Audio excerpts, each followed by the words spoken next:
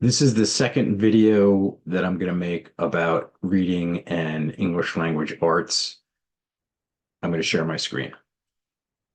Okay, this was what got me thinking about reading in Mount Vernon and the general question of why these scores were so low. So that's what I'm talking about. And there are obviously more than these. There are many other factors, but these four I wanted to talk about. So in the first video, I talked about early language experience, the importance of conversational exchanges that are affirmative instead of punitive, high quality between parents and children, very, very young. Today, I'm going to talk about dialect, prejudice, bias, just the effect of dialect in general. And in other videos that I get to, I'll talk about education philosophy and reading instructional practices. The main influences for my thinking about dialect in literacy, reading, and writing are professors Julie Washington. She's at UCal Davis, and Mark Seidenberg. He's at University of Wisconsin-Madison. And these are the sources. This is an article they published in 2021. And I draw heavily. This has been a profound influence on my thinking about this. And I'll draw heavily from this article, as well as these two videos that were given by Julie Washington. She's a fantastic presenter. She's by training a speech pathologist, and her academic focus is on reading and African American children and the impacts of African American English, the dialect on subsequent acquisition of reading and writing skills.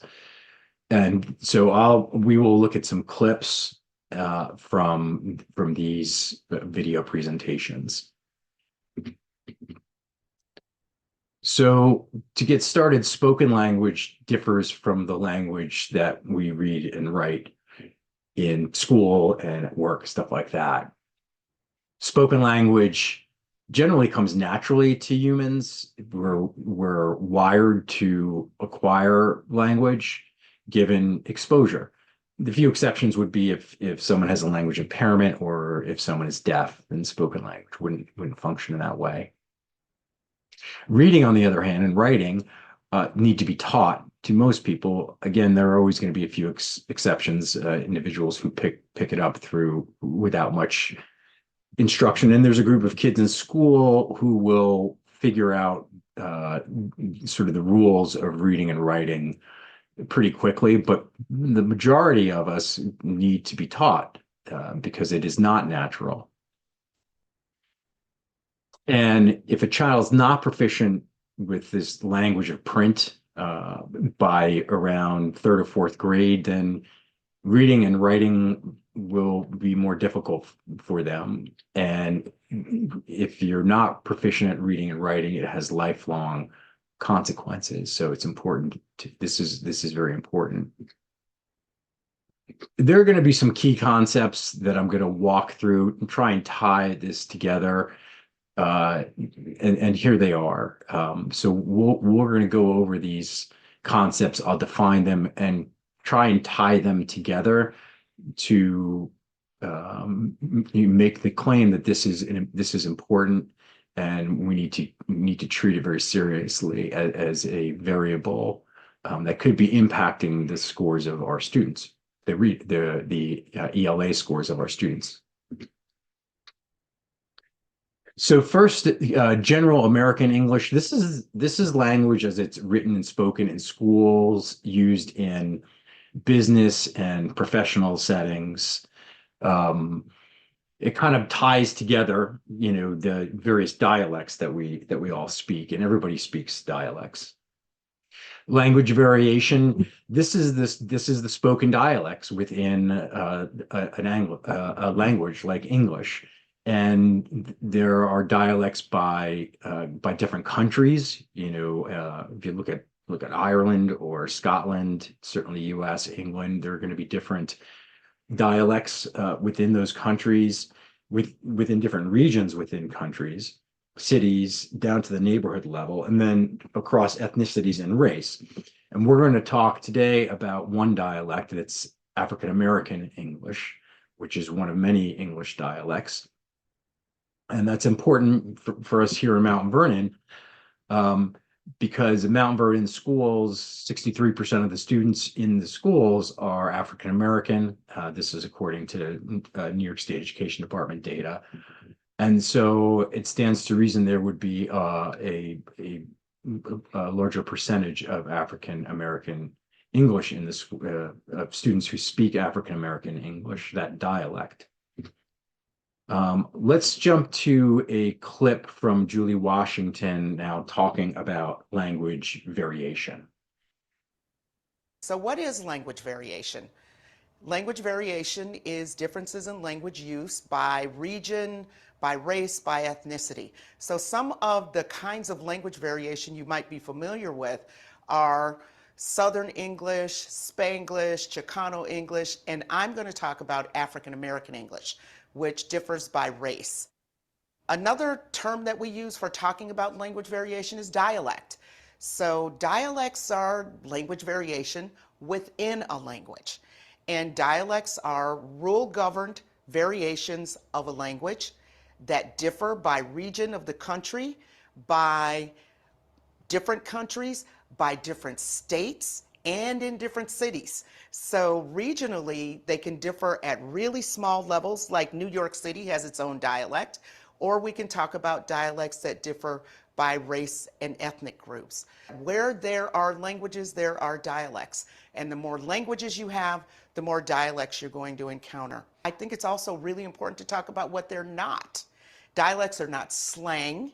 They are not ungrammatical. They are not incorrect. And that turns out to be really important when we start talking about reading in children from different cultural backgrounds, because your view of a child's language system is going to impact how you address it when you encounter it in a classroom. The other important thing about dialects, we tend to think about dialects just in the way they sound, like Southern English is a dialect. But the reality is that dialect impacts every domain or element of language. So there's morphology, which many of us know is the smallest unit of meaning in a word. Morphology is really impacted by dialects. In the case of African American children, for example, sometimes morphemes are there, sometimes they're not. Phonology is the smallest unit of sound in a language. Anyone who teaches reading knows that what phonology is. And phonology is really impacted by dialect variation. Then there's syntax, which is sentence structure. There's pragmatics, which is the use of language, and semantics, which we tend to just think about as vocabulary. But for children from different cultural and linguistic backgrounds, what words mean, how they're used, can be very different from one group to another. So they are also impacted by dialect and by the community that you come from. Okay, so that was Julie Washington talking about language variations, also referred to as dialects. We all speak dialects. Some speak more than one. That would be called bi-dialectical. No, Julie Washington, Dr. Washington made the point that dialects, language variations are not slang, not ungrammatical, not incorrect, and they are rule governed. And we're going to now listen to a longer clip from her from the presentation, I think was in January, or maybe it was the November one. I don't remember which one, but about 5 minute clip of her doing just an incredible job of talking about some of the rules, not all of them, but some of the rules of African American English, the technical aspect. She's going to bring her linguistic training to talk about the technical rules, characteristics of African American English. I think it's worth it to see the formal aspects of it. So we're going to jump and listen to that. I think it's interesting. What does it do to English? This is African American English. So I'm just giving you a few features, not all of them. These are the major ones. It adds and deletes morphemes, which is important when you're thinking about teaching reading. It deletes all the S's. The plural, the third person singular, and the possessive are all variably included. That's what we call it. So sometimes it's there and sometimes it's not. It depends on the context. That's what makes it a dialect. And so those are variably included, and so is the past tense ed. It transforms the main verb in the verb phrase. These top two are the most common features of African American English, regardless of socioeconomic status. Deletion of forms of the verb to be, the copula and the auxiliary. So he is hungry becomes he hungry. He running fast instead of he is running fast. Subject verb agreement was and were are really commonly switched. So they was looking for something instead of they were looking for it. And then habitual be. I love this one. It is the infinitive form of the verb to be regardless of the subject. So you can say he be, she be, they be, the dog be, anybody be. The thing that's important about it is the time aspect. It's habitual. So this is not just is. It's not just a substitution for is and are. When you see somebody be doing something, you should be able to put at the end of the sentence all the time. Habitual. So this doesn't mean he's getting some ice cream today. It means he be getting some ice cream all the time. He always be eating ice cream.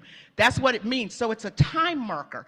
And we see a lot of these in African American English, including remote past been, which Southerners will recognize because it is also Southern. I've been knowing how to do something. That means I didn't just learn that yesterday. I've been knowing how to do that. And so these are time markers in the verb phrase. And remote past been, you also see in the South in Southern speakers. And African American English has its roots in the South because African American people have their roots in the South. So we took the Southern dialect, the cultural dialect, combined them, moved out of the South, and took them with us wherever we went. It also impacts phonology, which is also important for reading. So the top one, really common, F for theta, which is the voiceless TH, whiff for with, V for the voice TH, bathe and bathing instead of bathe and bathing, wit for with, so the T in the inner vocalic positions. And then D for the voice TH in pre-vocalic position, so at the beginning of a word. Dis, dat, dem, dos is really common. And then consonant cluster reduction is really interesting, one that we're really interested in, and I'll show you an example of it. Because when you delete, when there are consonant clusters at the end of a word, you can delete the last sound. So it's final consonant deletion, it's also called. Really, really common here, because you also hear it in Southern English. So when you see black kids in the South, there is not a final consonant in sight, because it can be deleted in both systems. And final consonant deletion is interesting because if we delete the D from cold, it produces the word coal, which is a real word. And so where final consonants are deleted and create different words, we are interested in whether that slows kids down. I don't think it changes your comprehension, but I think it really can slow you down while you're trying to figure out which word it is. And that's something we're really interested in. There are also some features that I call other, that to me they're like the fun ones. So the first one is fitting is supposed to bow to. I'm fitting to go do something. What is fitting? It's fixing to. I'm fitting to go outside. I'm supposed to go outside. I'm about to go outside. That means I'm getting ready to do that right now. I'm fitting to do it now. Imminent action is what it is called. Multiple negation. So I said all that because multiple negation used to be double negation. 2 negatives in a sentence, till we started working with kids. And we figured out if you can get 6 negatives in a sentence, you should go for it. And the more negatives you have, the more negative it is. He ain't never got no money, no how. That means he is broke. The things we've learned about dialect, low-income kids use more dialect than middle-income kids overall. That low-income kids are more likely to be using it about 99% of the time. Boys use a lot more than girls. We saw that as young as kindergarten. And we continue to see that as boys get older. And we don't really know why. It has to have something to do with being positive from a masculine standpoint. And so we hear little boys do this all the time, a lot more than girls. At school entry, we found that low-income preschoolers who use the most dialect are also the most advanced language users. So they really know the language of their community, which means they know language well. But as soon as they get to school, that advantage disappears. And so our expectation is when you see a kid who's a really strong language user, that should translate to a strong reader. But that's not what we see with African American kids. And that has more to do with us than it does do with them. And so something happens when they get to school because of this low prestige variety that they're bringing with them and using it a lot. Those kids, we do not see it being an advantage for them, even though from a linguistic standpoint, they're quite sophisticated language users. Okay. So I just think that was fantastic. I would encourage people to watch the all of the videos, both of them. I mean, they're fairly long, about an hour, but I find them fascinating. And she's just a dynamite presenter, very, very engaging. I just left this quote up here when she was talking about how verbally precocious preschoolers speaking African American English get to school, and typically that would indicate a capacity or an easier time learning reading and writing, strength in reading and writing, but that it doesn't pan out. And she says that has more to do with us than it does to do with them, which is a sad reality of this low prestige that she mentions for African American English. And we'll hear another clip from her about that. More key concepts. Dialect isolation. This means that there are few opportunities to contact other dialects, other language variations, such as general American English. Low-income children tend to have more dialect isolation. Why would there be this dialect isolation? Well, less money means less mobility, means less exposure to other dialects like general American English. Um, People who have more money can move around in and out of other communities and come in contact with other dialects, other language variations. In Mount Vernon, 70% of the students are economically disadvantaged. So if you combine that with almost 70% or 65% or so of the students who are African American, 70% economically disadvantaged, from that we can infer a higher level of dialect isolation. More key concepts. Dialect density. This is the amount of a particular dialect in a child's spoken language. Linguistic distance. This is the amount of variation between a particular dialect of English, such as African American English, and general American English, the type that kids come in contact when they get to school. And so the higher dialect density, the more, for example, the more African American English that you're using, as I say, percentage of your spoken language, the greater the linguistic distance from the type of English that's going to be used in school. So, and that's what this is. So when there's a greater linguistic distance, we've got to give more consideration to that fact because it's a variable when it comes to English language arts in a school setting. Couple more key concepts. Cognitive load. This is the amount of working memory that has to be allocated to a task. And then code switching. This is important. This is altering between these language variations, such as the dialect used at home, like African American English, and then this general school and workplace English, what you encounter in books and what you're expected to write. So going back and forth is switching between the codes. More code switching means more cognitive load, and that can take away from allocating memory to other areas of the curriculum. Okay, so we're going to try and put this all together here now. So if you're a child in a low income environment, you're more likely to be isolated in your dialect, meaning you're going to have less contact with other dialects like general American English.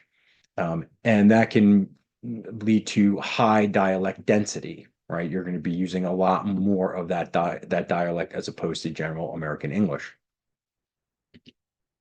And that high dialect density will result in greater linguistic distance from general American English, right? Your spoken language is has a lot of a particular dialect, and that is a greater distance from general American English, the type of English that's used in school. This greater linguistic distance can result in more code switching. More code switching can result in more cognitive load. So that's basically the idea here when you put it all together.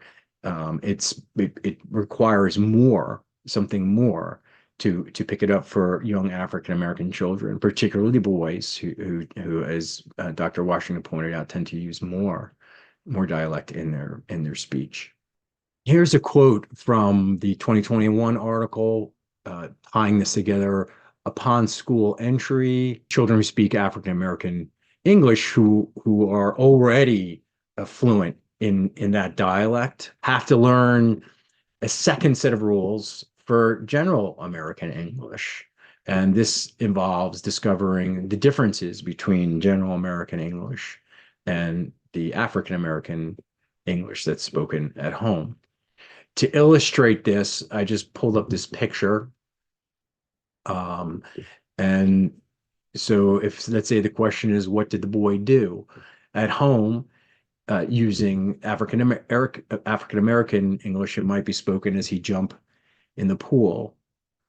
At school, using general American English, it would be he jumped in the pool.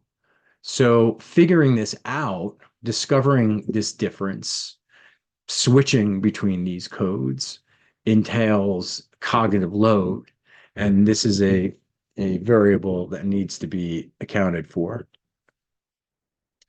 Here's another quote from Washington Seidenberg 2021. Analogous effects are seen in bilingual children who need extra time and support to become fully proficient in both their home language and English. Achieving parity between the two can take considerable time. And I think this analogy is very appropriate. Particularly if there's great linguistic distance, right? If the language you're speaking at home is high dialect density and isolated, not coming in a lot of contact with general American English, that it has a lot of characteristics of a second language, and that needs, I think, so it can be instructive to think about it that way for young African American children who are entering school. Okay, to finish up here, there are 6 recommendations from Washington and Seidenberg. One, anything we can do to increase the exposure to other dialects, certainly general American English. 2, expand professional development for school personnel to include the impact of language variation on reading and writing. 3, we really need to think carefully about this when kids enter school, and we need to provide enhanced materials and instructional practices that are designed to bridge this linguistic distance. Really be intentional in our practices around this. 4, more time to practice. This gets back to that thinking about it as someone who's bilingual and really working carefully to help kids develop this second language. 5, affirming the achievement of becoming bi-dialectical. That's a big thing. So affirm that achievement for kids rather than telling them that it's wrong. And then 6, of course, also affirm the value of African American English, reinforce the idea that it's not bad grammar, that it's not ghetto, that it's not low prestige. Mistakes are just, opportunities to learn the different context in which you would use these different types of English. I think that's important. And we're going to watch one more clip from Julie Washington about this idea of African American English being a low prestige language variation. And this is important because the view of a dialect that someone has will impact the impression of the dialect speaker. So this is jump over and listen to. This is not a long clip, and then we'll wrap this up. One of the things that people have heard me talk about a lot is that African American English, like many dialects of English, is considered low prestige. So it's a dialect that we don't value very much. A high prestige variety is one where when we hear people speak it, we automatically attribute positive characteristics to a speaker, like British English. We hear a British accent, we think the person is like high class, related to Queen Elizabeth, and probably drinks tea and eats crumpets. That's a very positive, high prestige dialect.